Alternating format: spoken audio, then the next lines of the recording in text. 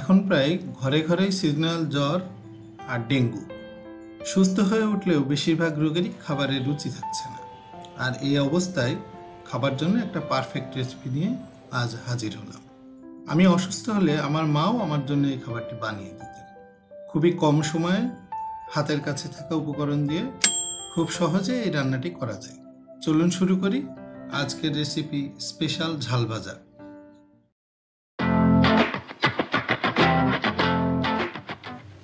একটা fry pan গরম করে প্রথমেই দিয়ে দিলাম প্রায় 1 কাপ পরিমাণ পেঁয়াজ কুচি। সর্ষের তেল দিয়ে পেঁয়াজটা সামান্য নাড়াচাড়া করে দিয়ে দিচ্ছি 1 চিমটা আস্ত জিরা। পেঁয়াজটা লালচে না হওয়া পর্যন্ত ভাজতে থাকবো।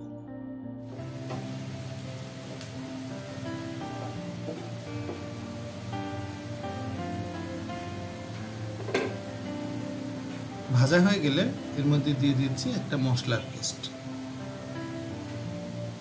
4টা কাঁচামরিচ, 1.5 চামচ রসুন বাটা, 1 চামচ আদা বাটা, 1/2 চামচ জিরা বাটা আর 1.5 চামচের মতো কালো সর্ষে পেস্ট দিয়ে আমি এই মশলাটা বানিয়েছি। এবার দিয়ে দিলাম স্বাদ মতো লবণ, 1 চামচ হলুদের গুঁড়া আর 1/2 চামচ ধনিয়ার গুঁড়া। মশলাটাকে পেঁয়াজ ও তেলের সাথে ভালোভাবে মিশিয়ে দিচ্ছি।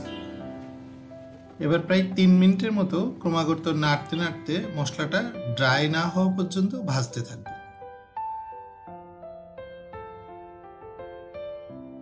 তেল মশলার উপর উঠে আসতে শুরু করলে একটা ডিম ফেটিয়ে মশলার মধ্যে দিয়ে দিলাম। এবার ভালোভাবে নাড়াচাড়া করে মিশ্রণটাকে আর একটু ভাজা ভাজা করে নিতে হবে।